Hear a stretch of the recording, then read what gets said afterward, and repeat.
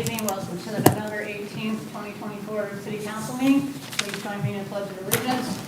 I pledge allegiance to the flag of the United States of America and to the republic for which it stands, one nation, under God, indivisible, with liberty and justice for all. Item number 2 is approval of the minutes from the November 5th meeting. I'll move to approve. Second. Rick, Yes. John, Yes. Jim, Yes. Steve, Yes. and Mary. Yes. Item number 3 is hearings of public concerns. Yes, Mr. Cox?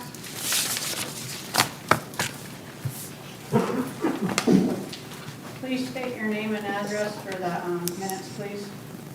Steve Cox, Huntington Drive, Bryan. In the minutes that you've just approved, one of the items was to increase the stipend for meeting attendance for the representatives. It was going from $50 to, and I never did hear what it's being increased to. Next, the next item on your agenda at that night meeting was to vote on an increase for the salary for the mayor. On that one, I heard nothing about what the current salary was, nor what it is going to be increased to. Now, to the streets and Eastland Estates. I would like to request in writing all the street maintenance that was done from 2022 to the present day, excluding snow removal. I would also like in writing the amount of money spent on the Eastland Woods, the Glen Arbor repavement. Third, the tar and gravel street, the vehicle street cleaner started on Huntington Drive on Friday, worked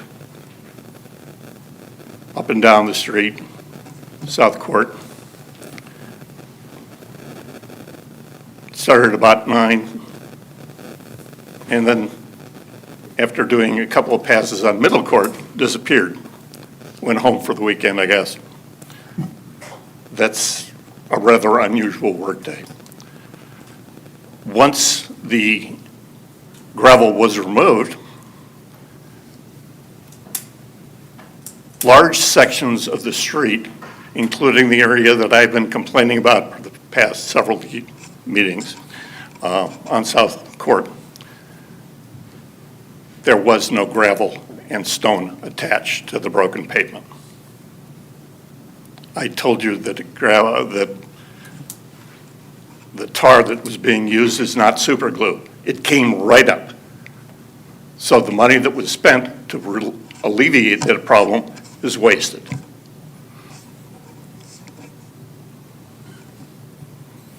And the street looks like it's been in a battle at this particular point. Some spots, absolutely nothing, stuck. Other spots, there are some gravel areas, but those are hit and miss. The contractor that completed that work, he is going to fix it in the spring under a warranty with us. He can't do it now because the weather's not going to see it. Well, the weather wasn't conducive to it when you had him do it in the first place. Right. So, and apparently I'm not the only one that's upset with this. But again, I would appreciate the 2 requests that I made for the expenditures. And again, at this particular point, the street looks worse than it has since I've been there. Thank you very much. Thank you. Anyone else? Please state your name and address, please. My name is Gina Baird, and I reside at 1819 Middle Court in Eastland Estates. So I purchased my home in 2003, 21 years ago. Since residing in this addition, I know of one time over the past 21 years that anything was completed to maintain our roads in our subdivision. The roads were chip and sealed in 2006, I believe. Within the past couple of years, our roads have been chip and sealed 2 times, or whatever you want to call it. The edges of our roads were crumbling, and broken chunks of pavement were seen along the edges prior to the first application, which was basically a spot fix for those spots that were noticeably bad. Knowing that this did not fix the problem, the city did a second repair to our roads in our subdivision by applying yet another chip and seal application in October of this year. I spent the entire weekend in October applying blacktop sealer to my driveway, to come home on that following Monday to loose stone and tar on my driveway from the second application. I would never have applied this to my driveway, but neither myself nor the residents of the subdivision were notified that they were going to apply this application to our roads. And when I pulled into my subdivision that day, I could not believe the amount of loose stone on our roads. It was like we lived on a gravel and dirt road. And I first addressed this problem about our roads, sending an email to Councilman Mary Leatherman on April 17th of 2022. This was the email that I sent to Mary. I said, "Hi, Mary. I live in Eastland Estates, and I'm concerned with the condition of our roads in our addition. It is my understanding that the city of Bryan no longer does the chip and seal to our residential streets. It has been years since anything has been done to keep our streets and our housing addition maintained. The winter has wreaked havoc on our streets along with the city's snow removal trucks. Last year, a chunk of road came off during monthly trash pickup right in front of my house, and Tyson Ingstrom had to come out and patch it. The edges of our roads are disintegrating. My end of my driveway is a muddy mess with standing water every time it rains. I have a blacktop driveway which is always muddy from muddy tracks from the mud and water sitting at the end of my driveway. Our addition was one of the very first subdivisions in Bryan, and the residents take pride in their homes and investments. So I would appreciate it if you could see if anything can be done regarding our concerns. Thank you." So then I received an email 2 days later from Mary that simply stated, "Let me find out. I just got my email working again." So I gave it some time, and I never received another response. So I emailed Mary again on June 13th of 2022. I said, "Hi, Mary. I'm following back up on my previous email regarding our streets in Eastland Estates. Several of us homeowners are concerned about the shape of our roads in our addition. There are no curbs in our addition, and the edges of the streets are crumbling. Thank you for your time." Again, I didn't receive an email back from Mary. Therefore, I emailed her again on July 5th of 2022, stating, "Hi, Mary. I'm following back up on my question from April 2022 about the road conditions in Eastland Estates. The roads are cracking and crumbling. If it is not in the city's budget for 2022, could this be put on the docket for 2023? I've seen roads repaved already this summer that were not nearly as in bad shape as ours in Eastland Estates. Thank you for your time." Again, I didn't receive an email back, so I decided to attend a Bryan City Council meeting last year, and one of our residents, Stephen Cox, stood up in front of you all to give the basic facts regarding our street and the amount of stone that was laid and swept back up. He questioned why this type of repair was sufficient for a road whose foundation was already crumbling. There were several of us from our addition that attended this meeting, and I was appalled at the response given by City Councilwoman Judy Yaris at the time, when Stephen stated that we now live on a gravel road. Her response to him was, "Mr. Cox, you could be living in Florida and living on sand and dirt like the residents of Florida from the hurricane." There was a hurricane that year. I chose at that moment to get up and leave the council meeting. I wanted to stand up and say, "Well, we don't live in Florida, And I choose not to live in Florida. I choose to live in Bryan, Ohio. I live in Bryan, Ohio, which was named one of the state's best hometowns in an annual list from Ohio Magazine in 2024. I watched as Steve stood up in front of all of you, very calm and mild-mannered, and he was treated very poorly. Steve has been very persistent with his complaints, and I'm disappointed that those of you who are elected to hear from us could be so disrespectful. He doesn't wear a suit and tie, but he is trying his very best to get someone to recognize that we have an issue with our roads. This last application that was performed on our roads made a very bad situation even worse. Nobody is asking for curbs, sidewalks. We are asking that our roads be milled down and resurfaced. We don't need curbs and don't want those assessments added to our yearly taxes. I know this can be done because Noble Drive was milled down and blacktop with no curbs. I'm not sure why curbs are a part of any of these discussions. This last application has definitely made our addition very unappealing to anyone looking to purchase a home in our addition, not to mention that this depreciates our homes. And I'm asking each of you to please take a drive through our subdivision. Tell me that any of you would be pleased with the outcome of the work that has been completed.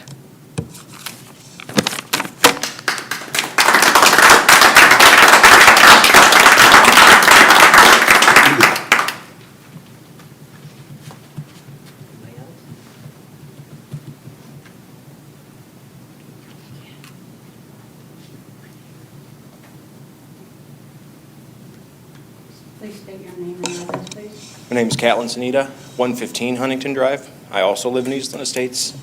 I just purchased out there in 2020, so I haven't had the experience of not having anything done for the last couple of decades. But I have seen what's gone on in the last 4 years. It's been very displeasing. The very first application, I had gravel all over my yard.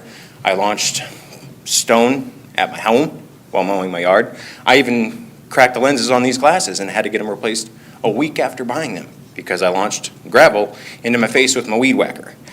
Now, all of this isn't necessarily the end of the world, but seeing a dirt road last month was pretty exacerbating. I've been on better shaped roads in backcountry Michigan. I was not a fan of that. It was like ridged. It was ridged. It was sent a huge procession through the car whenever you drive through it. I felt like my car was going to rattle apart.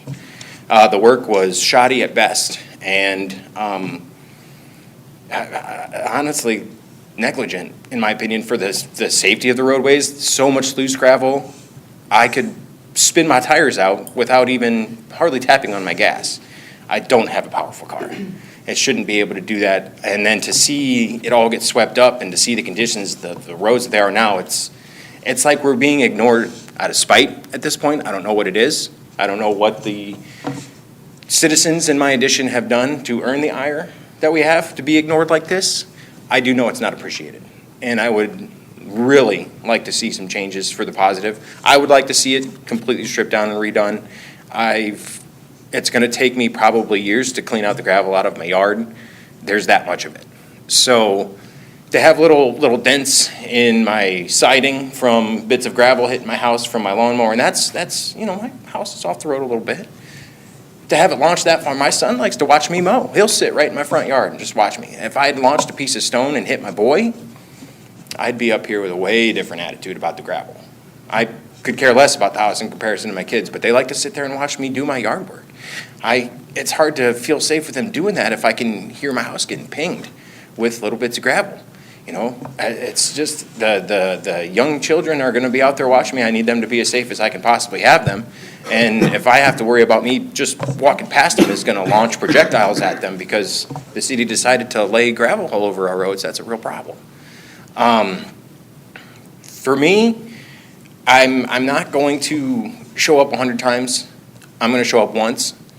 And hopefully, if enough people you see here have the same message, I just hope it sinks in.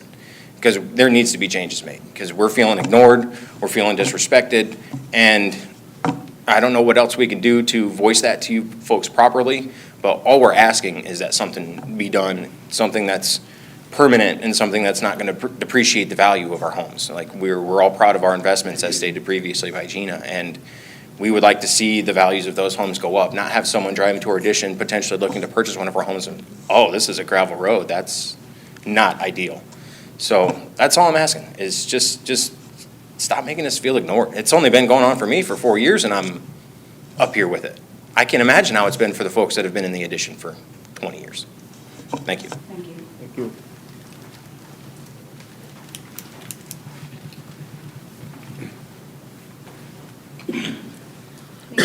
Please state your name and address. My name is Laura Gretzinger. I live at 111 Huntington Drive, Eastland Estates. I kind of share the same feelings everyone else has who's probably in this room in our neighborhood. I'd like to know who made the decision to try to put the chip and seal, or whatever it's called, gravel down in the middle of October, for one thing. I think it's a ridiculous decision. And knowing that the road was already falling apart, like they said, you just did the same, made it worse. And I'd like to know, if the same company does it in the spring, is it going to turn out the same? Or are we still back to the same game again? So I'd heard that it's going to be not cost, it'd be millions of dollars to pave our road, and you won't be able to drive down it for 4 days if they do pave it. But Eastland Woods, the residents were on their street the same day. So why are we getting a bunch of baloney fed to us? It's like we're being mocked. That's how I feel. And I moved to Bryan 5 years ago, and I'm pretty fed up with the attitude of the people we have to communicate with about this. So that's just my 2 cents. I hope you can do something positive about it. Thank you.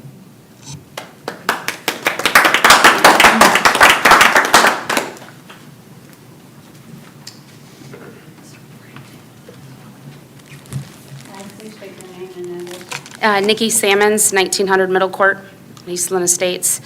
I concur with all of my neighbors are stating. My biggest concern as a mom is the safety. I have pictures and also what was taken out of the first time chip and seal was done. There's tons of glass, whatever that got mixed with it. Big chunks, brown, green, white. It was all in the chip and seal the first time. And then obviously, you can see right after the chip and seal, and they came through, the big craters it left, big holes. This last time that they did it, we actually had our grandbaby out on her bike, and she couldn't even use her bike because the stone is that thick. She got into an accident. My son loves to ride his bike. I mean, who doesn't love to ride their bike and enjoy going to the friend's house and coming back? We have a motorcycle. We didn't even know it was being done. My husband came home to that. You can imagine what you do on a motorcycle and you turn down a gravel road? He could have wrecked the minute he turned into our driveway, or into our cul-de-sac. There was no warning, first of all. And then two, when that happens, just as a mom, a wife, very concerned with the safety. And that's all I have.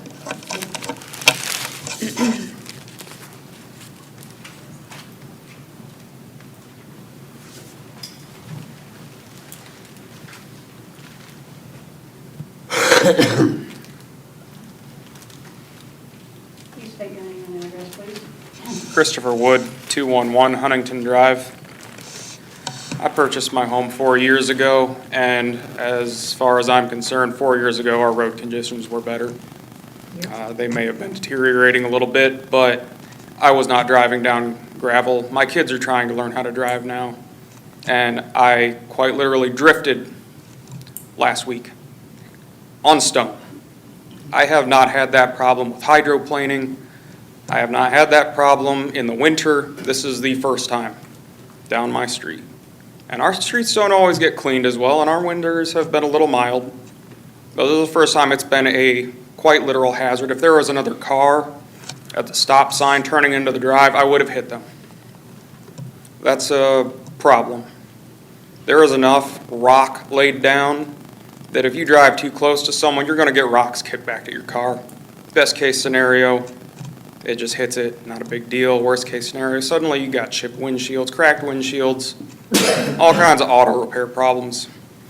Someone else's child could have gotten seriously injured, replaced glasses, that's an eye easily gone.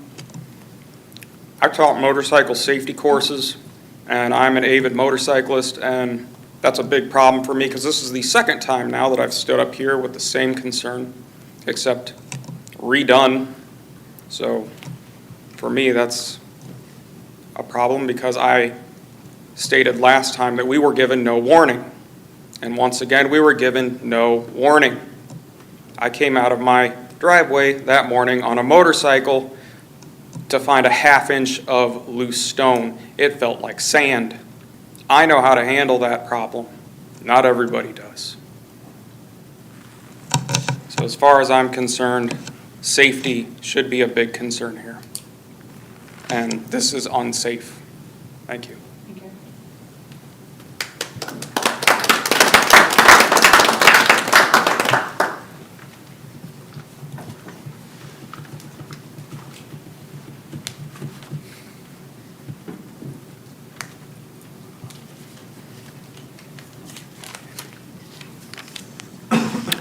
Hi, I'm Julia Thompson. I'm also at 211 Huntington Drive. First, I'd like to thank you, I didn't get your name, but for bringing up the treatment of Steve last year when we had this meeting. He has done so much work, and I also spoke briefly last time, and I do really feel like we were ignored and just shut down. He's put so much work into this. He's offered you solutions. Other people have offered you solutions. He's really, doing his best to help our community. That being said, I don't have any solutions for you. The solutions that are being put forth are not working. My recommendations, like Chris said, the roads were better before these things were put down. I would recommend either don't do anything or definitely don't do what's currently being done, because people are just getting angry. Yeah, that's pretty much all I've got. Is there's a lot of people here that are upset about this. It's like all of our concerns from last year were completely ignored, and you guys just decided to make us roll over and show you our bellies that, our thoughts and concerns weren't any matter to you, and that is how we feel. Thank you.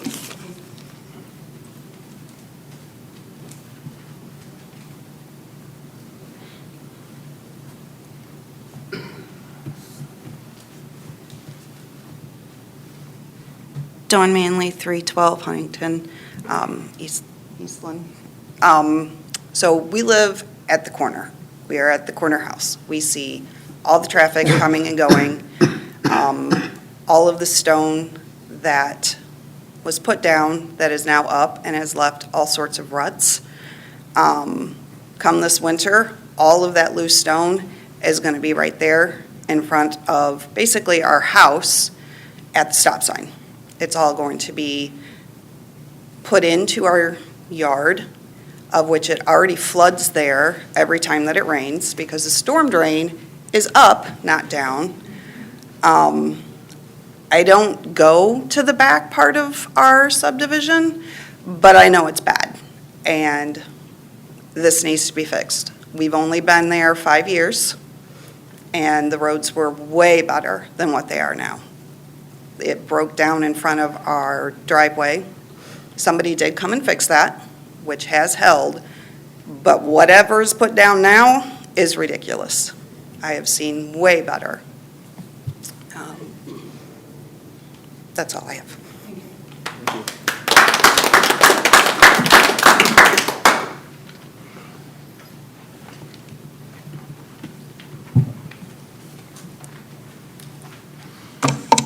Good evening, council members. My name's Sean Brandenberry. I live at 1903 Middle Court, and I've lived here in Bryan my whole life, and I've lived at this address since 2003. I've never seen anything as ridiculous as this is. I'm sorry. I've lived everywhere there is to be in Bryan, and I've lived everywhere, and I've never seen a condition such as this.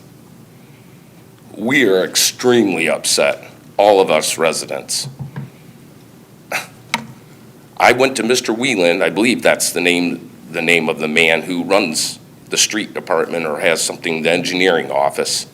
Contacted him, was extremely respectful, asked for a response from him or to meet with him. He was in the office a couple of times, and his receptionist said she would give him the message, and I never got a response from him at all.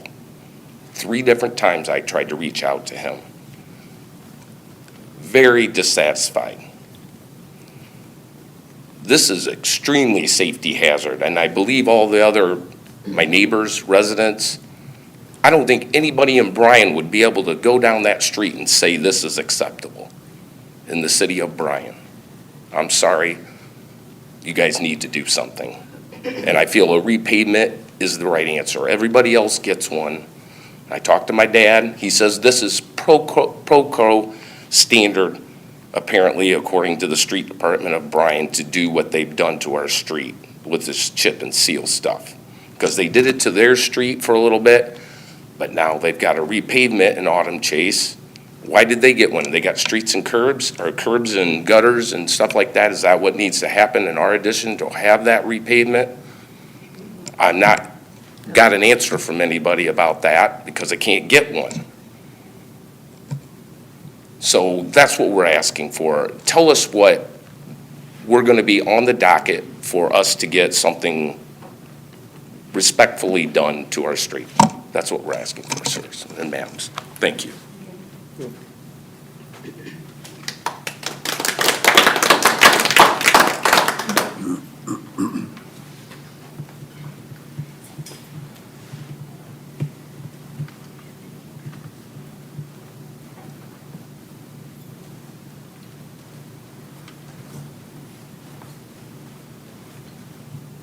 Cheryl Truskowski, 1812 South Court. South Court is probably one of the worst areas, but the whole subdivision is bad. I watched the Meals on Wheels truck come through today with my dad's lunch, and all it did was picked up the gravel and left dust behind it. I was lucky enough to get a hold of the city engineer and was told that we are allotted $1.5 million a year for roads. Our addition does not quantify that amount. We would be a $4 million job. To do that, we would have to get a petition. The petition would have to go to the council. The council would have to approve the petition, and then we would take it on as an assessment. We don't want that. We want safety in our neighborhood. My dad is an 87-year-old man that lives with us. He has one of those little portable motor scooters. He can't drive it. It's awful. Please do as everyone has said and come and drive down there, and then you answer to us if you would like to live there. Thank you.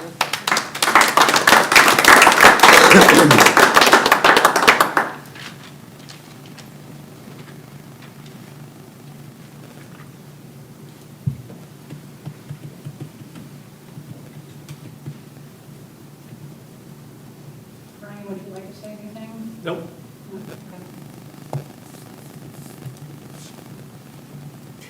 Okay, with that, we will go on to,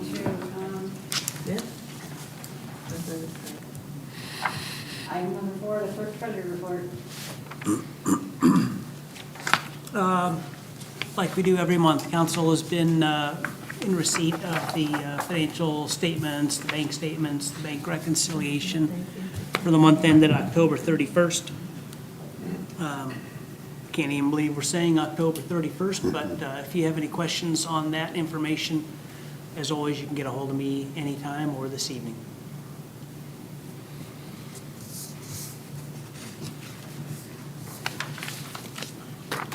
I move to approve. Second. Jim, Yes. John, Yes. Rick, Yes. Steve, Yes. and Mary. Yes. Item number 5 is an ordinance. John, please number and read. Ordinance number 45, 2024, An ordinance authorizing the mayor to enter into a right of first refusal agreement with Allied Molded Products Incorporated for the purchase of certain property located in the Bryan Industrial Park. Council, you are being presented with an ordinance to allow Allied Molded and myself to enter into an agreement. This conversation went through the BIPAC and was recommended to council to offer Aaron Herman at Allied Molded the opportunity for a first right refusal of Lot 25 at the amount of $5,000 per acre. We believe he's going to be, within the next 12 months, close to drawings and construction, but we wanted to make sure that he had the opportunity to purchase adjacent property to him in the South Industrial Park, as we are also aggressively marketing lots in there. I have a question on the first right of refusal. Terms, I have no problem with the overall agreement, the concept of the first right of refusal. But as it relates to number 5, it talks about to continue for a period of 1 year. I don't have a problem with that unless terminated by either party at least 30 days prior to renewal. I guess my concern would be, is it possible to look at more like a 90-day? What happens after the first year if things don't work out? The way I read this, and I could be reading it wrong, is that it takes another year with a 30-day notice. Wouldn't it be a little more flexible for the city to have something like a 90-day notice after the first year, or something like that, versus waiting, or am I misreading it? The 30-day was actually a benefit to the city if we were marketing that and needed to sell the lot to an investor. It would only tie that up for 30 days versus 3 months. So after the first year, it's just a 30-day notice? Yes. Okay, I did not read it that way. That's fine. If it's written and interpreted It's that way, automatically I'm fine with it. renewed every year unless the parties give each other 30 days. Okay. No, I'm fine with that.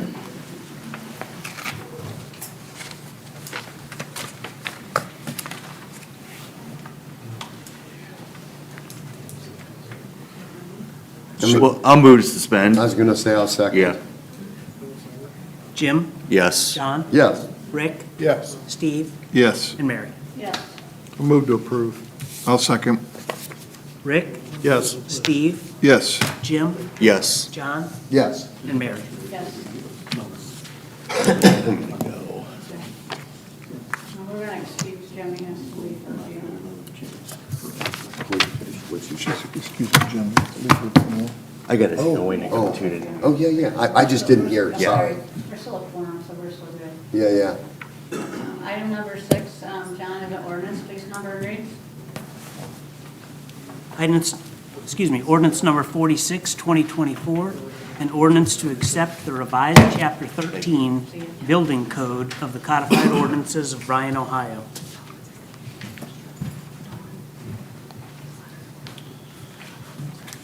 If you recall, at the beginning of the year, we approved the Chapter 11, the Planning and Zoning Code. Chapter 13 references Chapter 11 quite a bit. These revisions reflect those changes with the reordering of the Planning and Zoning Code. Numbers need changed. The permitting procedures, which was a lot of the red lines in here, that got actually moved to the zoning code. So it's still there. The other two changes were we eliminated the C3 Design Review Committee and the Board of Appeals. So. Yeah, my concern was with, we still had those things in place somewhere in the code. Yes. Yeah, because I didn't want us to give up our local control over some of those things. No, it's still done administratively, and I still reach out to people for their opinion for the C3 aspect, so. Perfect. And it goes, it's the same process. It's not. The end result is it goes to the planning commission. Is that a significant difference here instead of, didn't they used to go to a design committee or something? Or, Not, okay, you can't generalize it as that. Okay. Basically, chapter 11 and chapter 13 were really intertwined.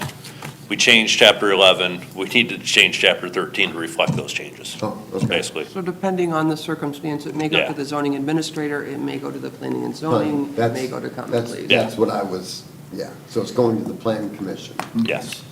Unless it's just going to the zoning administrator. Yes, Yeah. gotcha.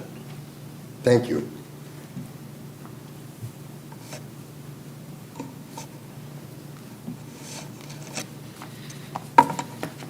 I'll move to suspend.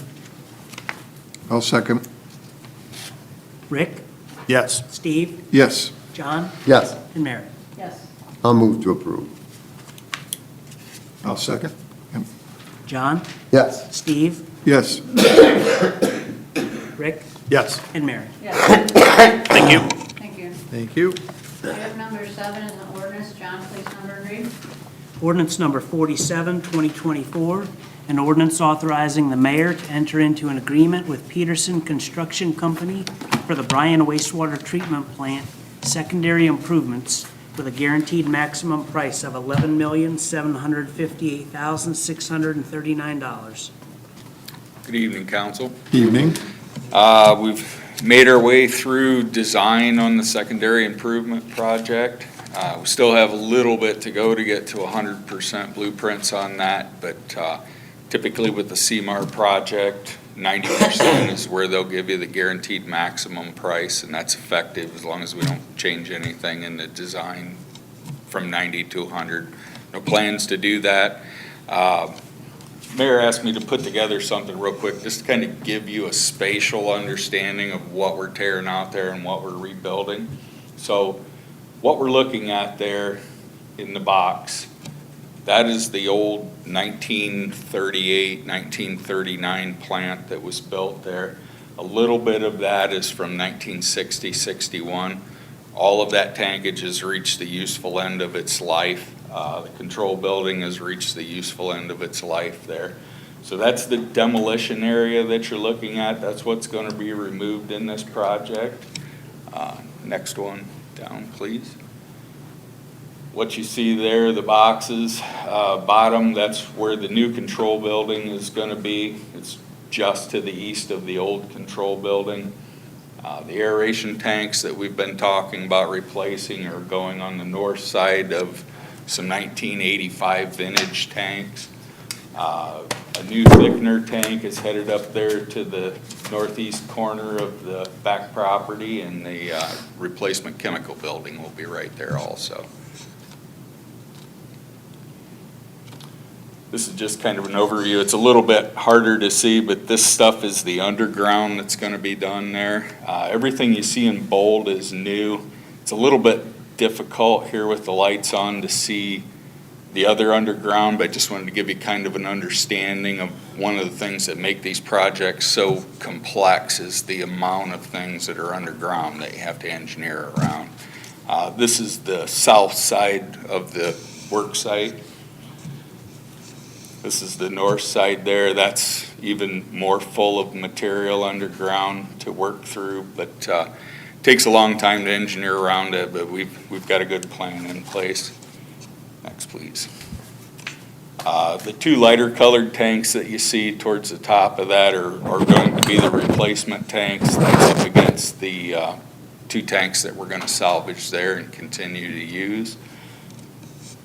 Now, those existing tanks, those are the ones that we refurbished the aeration system in? Yeah, Okay. correct. Yep. This is a new thickened tank.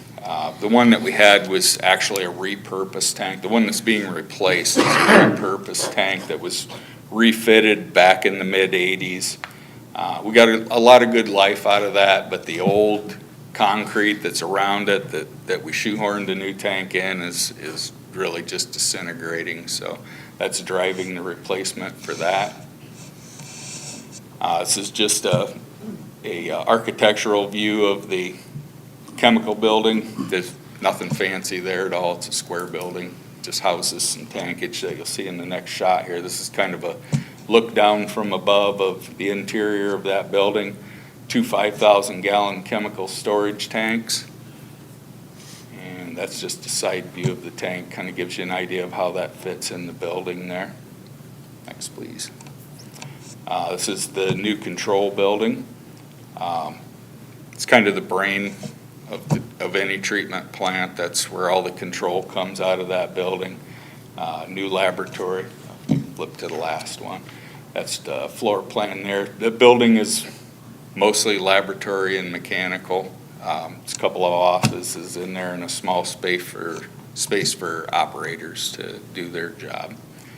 That's pretty much it, and that's what we got. And if you're in agreement, we'll move on and get the needle pointed towards the construction phase of this project. And this project is a maximum price of $11.7 million. Yeah. Over a 2-year period. Yeah.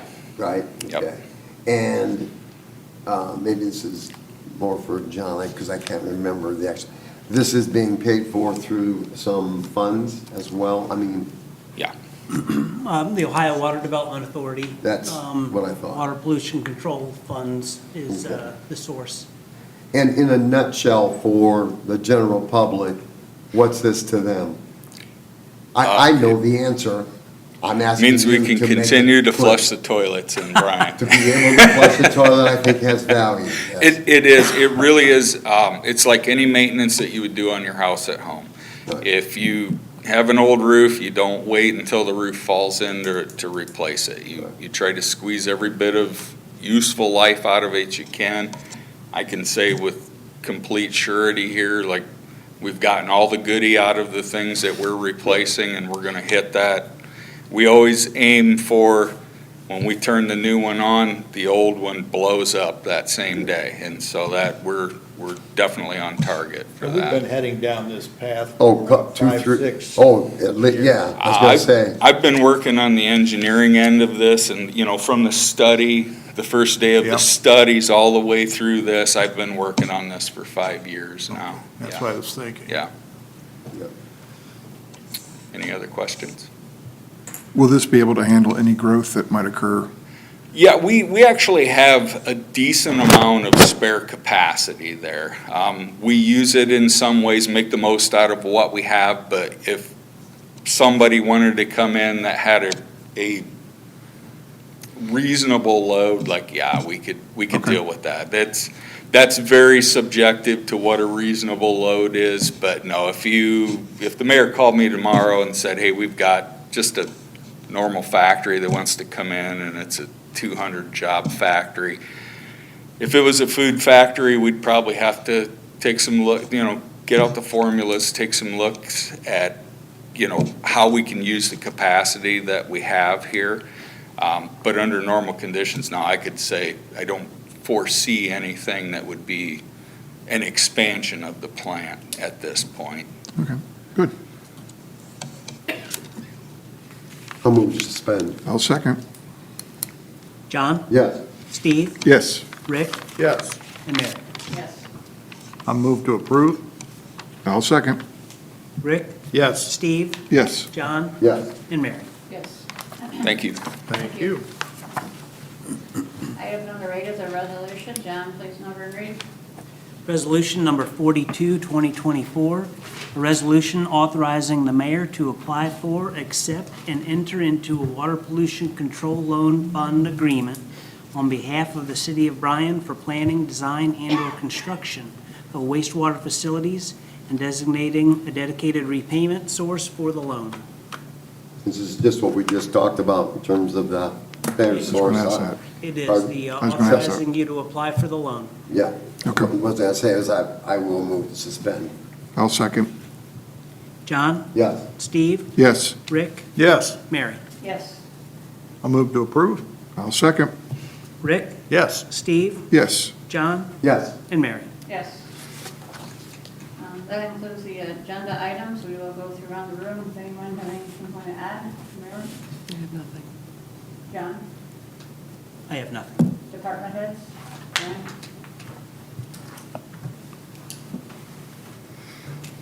So I'll just talk briefly about Huntington Drive again. You know, I don't want to do it during hearing and public concerns because I'm not going to get in the banner like we did before. We heard the residents say the edges are crumbling, the foundation's crumbling. I agree, it's a chip seal road. So we try and put some tar and stone on there to help build it back up. Why can't you pave my street when you pave the one next to us? The one next to us has a good foundation. It has 12 inches of stone. It has 4 inches of asphalt. It is not a chip seal road. And I know I'm repeating myself to you guys. I'm just restating this again, so possibly the Bryan Times might pick up on it or the Village Reporter. But I can't just pave a road that has the edges crumbling on it. And we've talked about that. You're not going to repaint a car that has a rotten frame. You have to fix the frame. I can't just repave a road that has a bad base underneath it. One of the residents, Mr. Musser, I talked with him probably 2 months ago, I think, after we had talked about this, and he's a paver operator for Perkin Paving. And we talked about it, and he said, you know, it might hold up if you pave it. Might hold up. I'm not gonna spend, I estimated it out, to repave the road, to put 2 inches of asphalt on, it's about $100,000. We need more than 2 inches. We have to mill it, we have to scratch. So I'd say probably $200,000 to $250,000 to mill it a little bit and repave it. And it might hold up. So give me some guidance, not tonight. If you think it might hold up and we want to spend $250,000, I can see what we can do. We can talk with the budget committee and make that work. But it might hold up, won't work for me. I keep hearing people say the foundations are crumbling, the edges are crumbling. We need to do more work. I had spent some time on the phone last week with a company called 10 Mile Creek. They do the in-place reclamation like we did on Fountain Grove Drive several years ago. I'm still waiting on a ballpark cost from them back on what it would cost to come in and rototill the complete road up. I guess the problem we have, the road is already higher than the driveways are.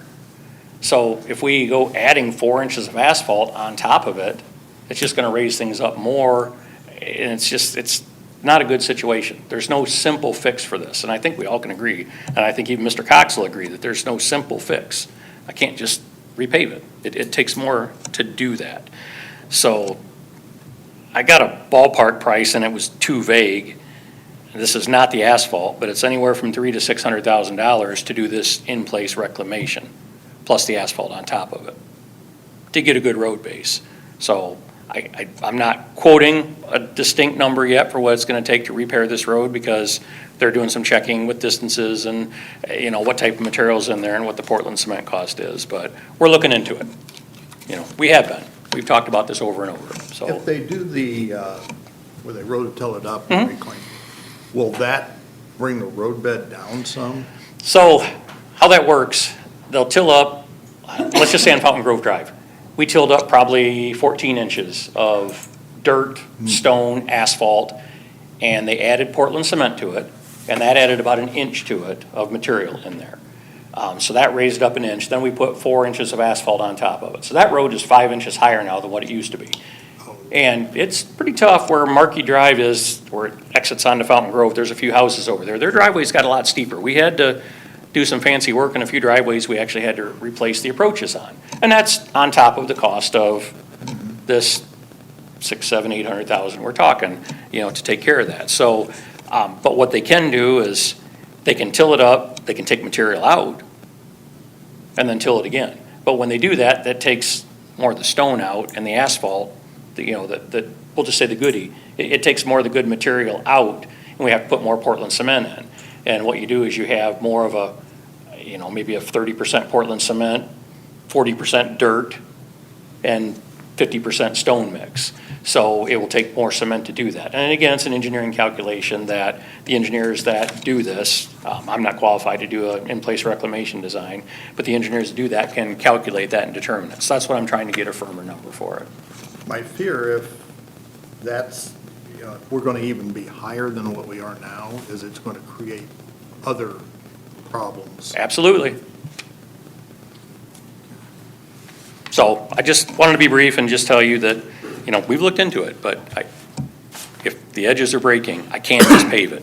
It's not the same road as what Portland Street is, what High Street is, what, the street right next door in the neighborhood adjacent to them. That was a curb and gutter highway, curb and gutter street, 12 inches of stone, 4 inches of asphalt, has a good foundation under it.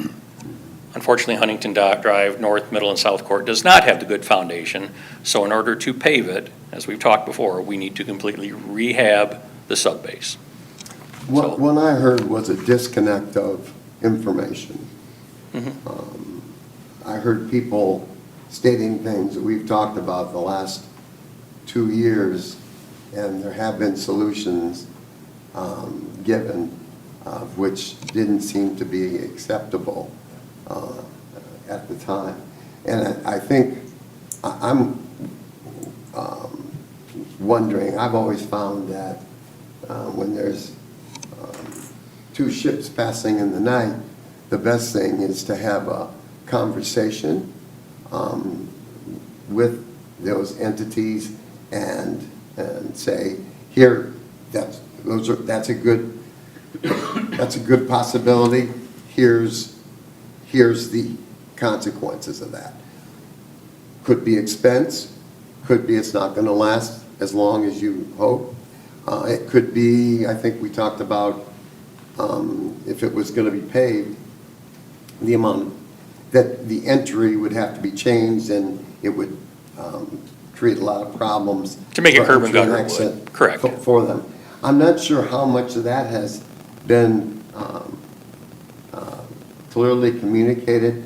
So I think there's value in having a meeting with the Huntington Drive group, and I know that's, I'm a little on my bailiwick being in Ward 3, but I think that's what I would do in Ward 3.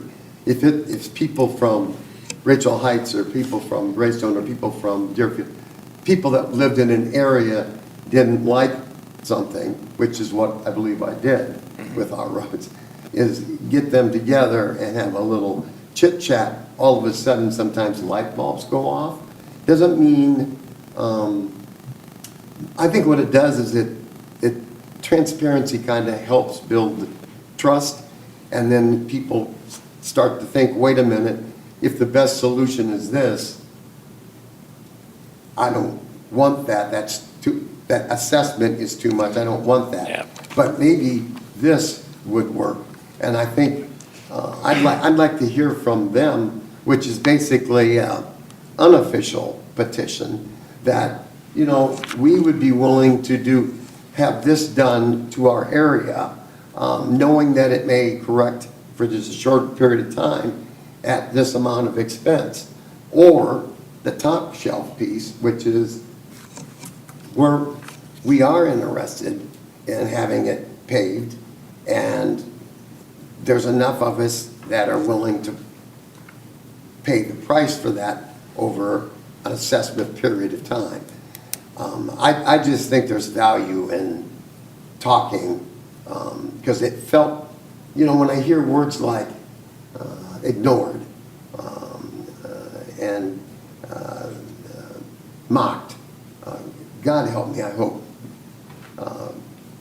no one felt mocked. Obviously, one person did, but I don't like people feeling like they're being ignored. It's a matter of, I have a lot of people that talk to me that when we leave, they didn't get what they wanted, but they understood why. And I think that has value. I agree.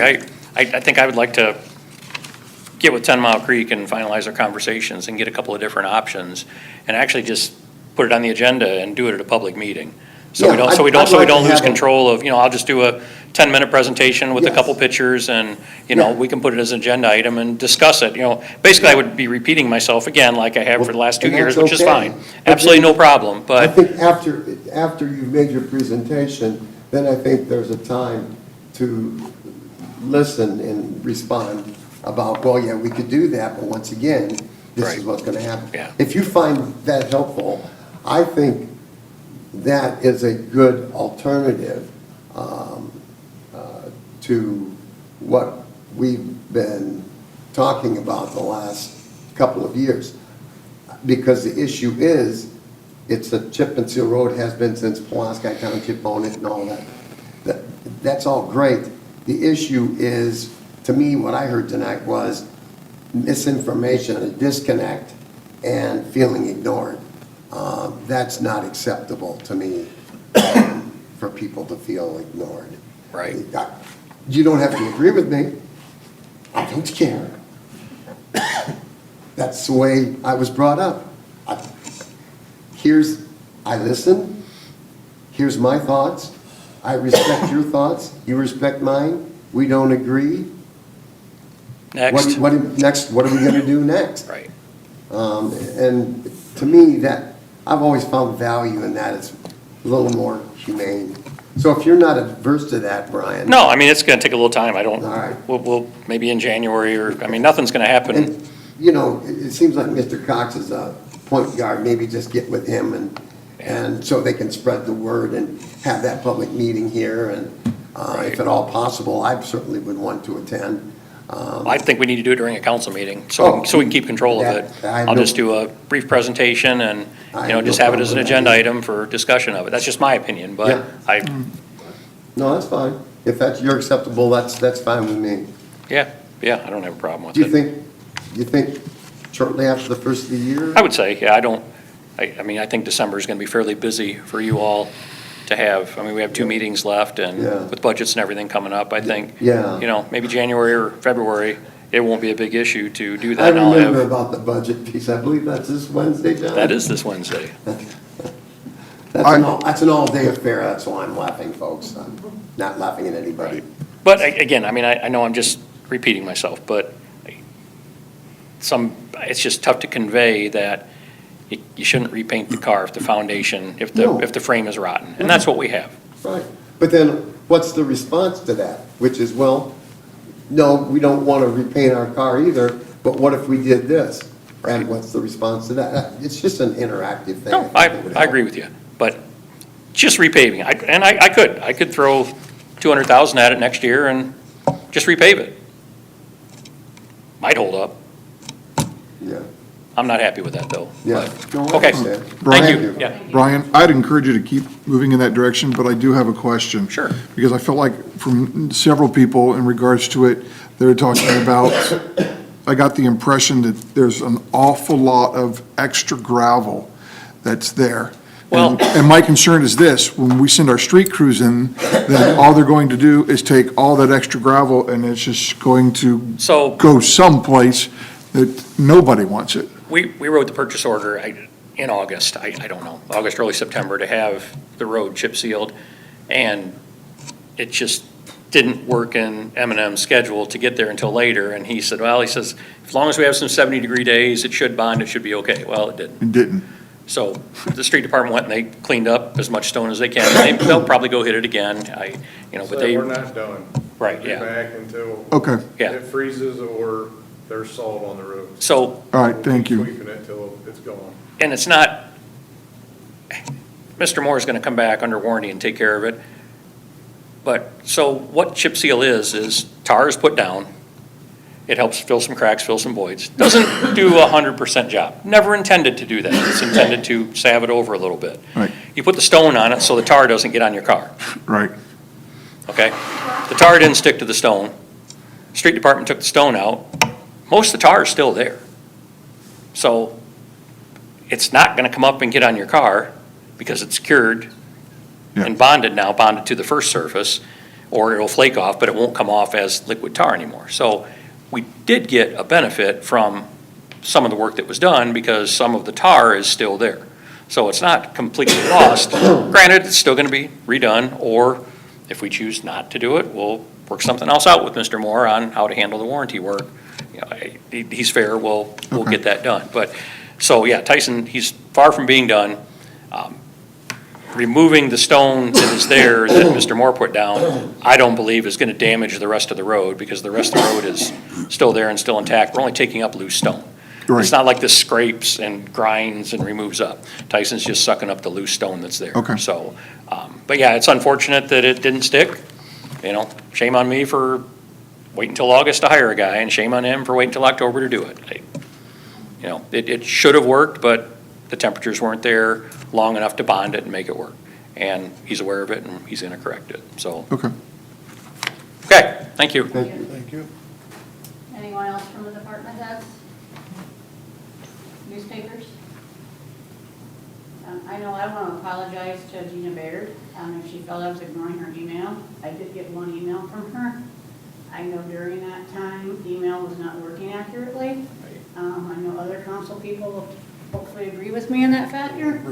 So I do remember the one email, and I didn't get it till a couple months later after she sent it to me, and I forwarded, I believe, to Tyson, or I got a hold of Tyson during that, but that was back in 2022.